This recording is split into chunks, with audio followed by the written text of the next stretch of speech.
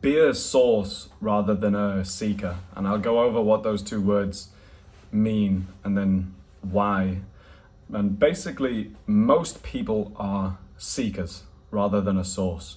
Jesus, for example, was a source. Buddha was a source. Any one of these previously people that were enlightened. A lot of monks nowadays are sources as well. I lived in a temple for 10 days with monks on a silent retreat. No phone, no nothing, no talking. And by the time I finished, when I came out of the temple, first of all, being in the temple was probably one of, if not the best 10 days of my life. And probably the most joy and fulfilled and happy I've ever been. Obviously a mix of different things, meditating 10 to 12 hours a day, no talking, no phone, no stimulation, just pure suffering, I guess if you want to call it that way, and yet it was still the best. But when I came out of the temple after those 10 days, I noticed that people would start talking to me, like just start conversations with me. Obviously this was in Thailand, and I noticed that even girls that I obviously wasn't attracted to would just come and talk to me. Like I remember the first day back out, I went to a cafe that I went to every day, smoothie bowl shop. And I was just sitting down, just enjoying being, like not trying to do anything, not trying to get anyone's attention, not even having thoughts. I'd meditated that morning for an hour. And when I went to there, I remember that the energy that I felt was just peace. Like it was, I didn't need anything. And these two girls came and sat next to me. One was from Colombia. I think they were both from Colombia or somewhere like that. And like I didn't pay any attention. Maybe I glanced once and then looked back at just everything surrounding me, because I didn't need to talk to them. I didn't necessarily want to even talk to them. And like they just started a conversation with me. And then we started talking, and then she asked for my Instagram. And then that happened a few different times in different places over that next week.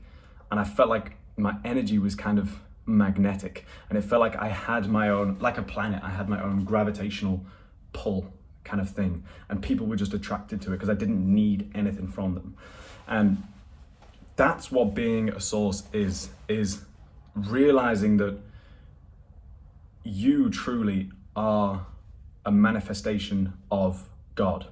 Like it says in the Bible, you have God within, and that is a part of the infinite and the all, and cannot be affected by anything outside of you. And you already have everything that you need within.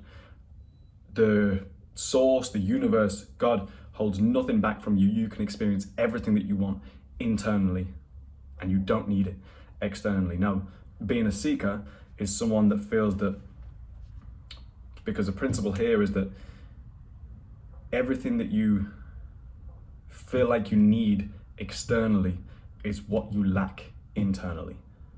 And the only person that is there able to give that to yourself is you.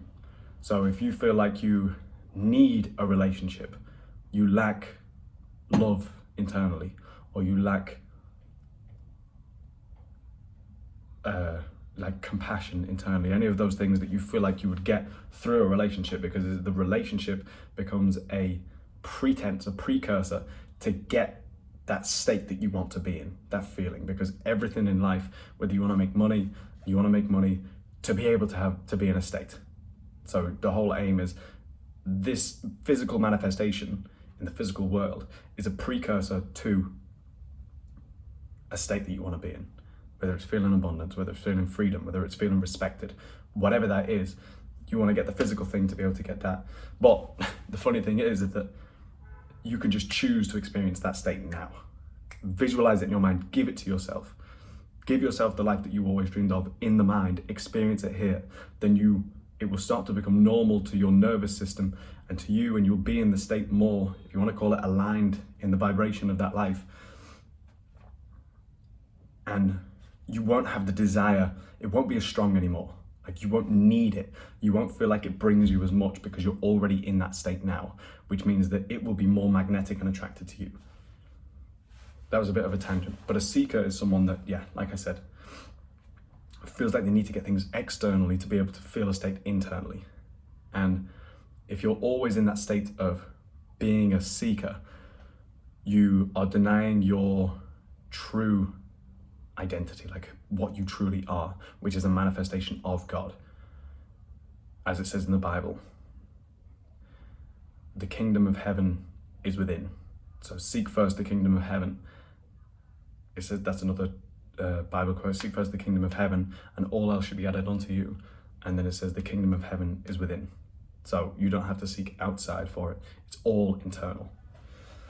Now, being a source is someone where you give yourself everything that you feel like you need externally that's going to give you that state. So you give yourself that state now. Experience it through whatever you want to call it, visualization, feeling the feeling so vividly that it feels real.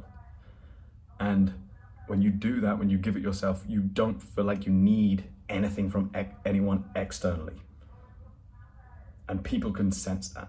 If you have a conversation with someone, and you'll have probably felt it as well, you get weird energy from people that come into the room, you'll be like, oh, his energy's a bit off, or like he's got a weird vibe or something like that. If you're talking to someone, they can tell if you need something from them, if you want validation from them. That's one of the biggest ones, getting validation from people. If you give yourself it internally, you don't need it from anyone else. Being a source is just realizing your true identity. Once you realize that, you don't need anything from the external, and you can move with a lot more purpose from there and more effortlessly, and everything that you want will just naturally gravitate towards you because you're magnetic. And so as an example, if you feel like you lack love, or you feel like you're unlovable, then the opposite to that is feeling loved. So see things in your mind and pick things from the past where people have valued you or people have loved you, whether that's family or whatever that is.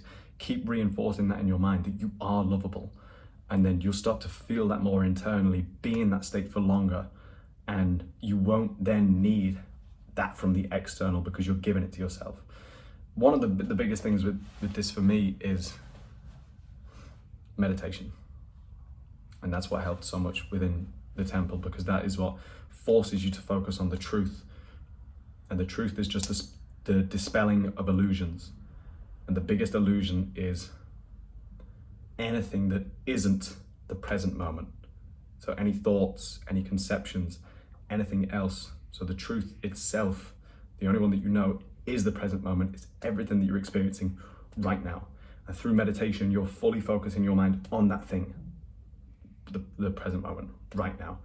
So you're coming right into truth. Like it says in the Bible, be still and know that I am God. So that's what meditation brings you to. So be a source rather than a seeker. Anything that you feel like you're lacking, start giving to other people. If you feel like you lack money, donate what you have to charity, even just a little bit. Donate what you have to people. If you feel like you're lacking love, start giving love, and then it will come back tenfold.